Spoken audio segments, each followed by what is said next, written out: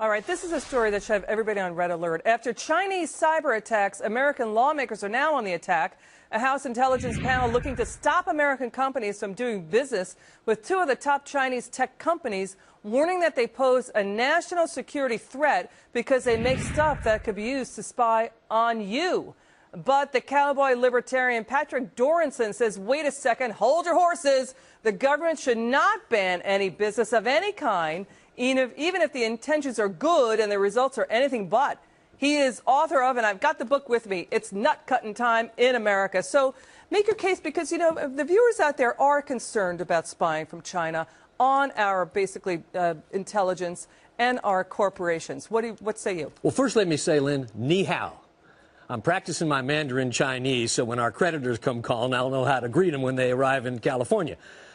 But, you know, look, there's an old cowboy named Confucius, and he had some great wisdom. And he said at one point, before you embark on a journey of revenge or retaliation, be sure to dig two graves, one for yourself and one for the guy you're going after. Now, this old business of retaliating back and forth, that's not going to get us anywhere. We tried that in the 20s and 30s with Smoot-Hawley. Where did that get us? A deeper depression. We tried, you know, embargoing oil and scrap metal to the Japanese, and that ended up in Pearl Harbor. Look, if we need more cybersecurity... Well, other things ended up in Pearl Harbor. Right, exactly. Go ahead. But, you know, look, if we need more cybersecurity, hire more spooks instead of more IRS agents for Obamacare. I mean, we got a lot of kids sitting in the basement know how to hack stuff. Start beefing up our security. But this back and forth with the Chinese is not going to get us anywhere. So you're worried about retaliation by China against our, basically, overseas business operations. In other words, our companies have, you know, units over in China. You worried about that? Yeah, this is a global economy. You know, this ain't like an American public school where you get, you know, trophy just for showing up.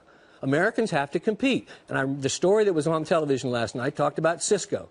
And it said, well, you know, Cisco is one of the only ones who builds these routers. All of the 4G network are all foreigners who build the 4G network. Now, everybody's standing in line getting the new iPhone because they want a new 4G. They don't care who's building the network. All they care about is they can Facebook wherever they are, and they can get new apps. So in my opinion, what we need to do is strengthen America's cybersecurity, sleep with one hand on your 45 and one eye open, you know, make sure that we're doing that in that area. But, you know, Huawei executives have taken to Capitol Hill. That's a company that's in China that's saying, wait a second, look, we have been in operation working with hundreds of millions of customers around the world, and they're essentially saying, look, we have not had national security issues with what we do. However, our intelligence committees in Congress are saying, wait a second, China has been accused of spying on corporations here in the United States. This is why they stopped mergers of other U.S. companies with Chinese operations. What do you say to that? Well, first of all, the word Congress and intelligence should never be used in the same sentence because it insults the intelligence of the taxpayers.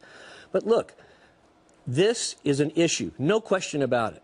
But how it's handled is the way we're going to get out of this thing. We're not going to get out of this thing by a bunch of congressmen all of a sudden in an election year deciding that they want to have all this big report. GOP contender Mitt Romney is saying, look, China's a currency manipulator. He's taking a tougher stance against China than possibly other of his GOP comrades might do. What do you say to that? It's one thing being tough, but the idea that you're going to retaliate and ban something is crazy. They're going to do something to us. And what are we selling over? Agricultural products. Who's that going to hurt?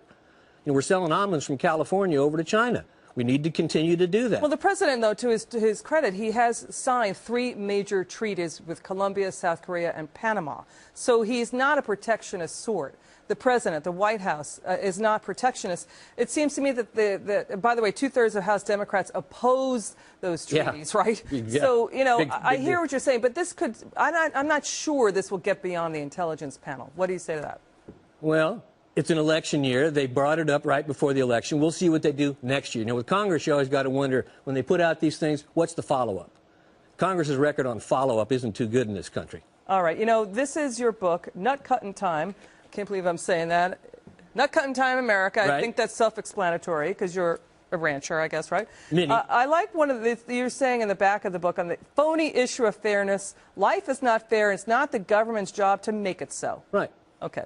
Good to see you, Pat Dorinson. A lot more of that, those home truths in here, right? You better believe it. Okay. This country better start deciding it's nut cutting time and start making some critical decisions. Ow, that hurts my ears. But anyway, thank you so much for your time. Woo. Anyway, good to be with you. Thank you again.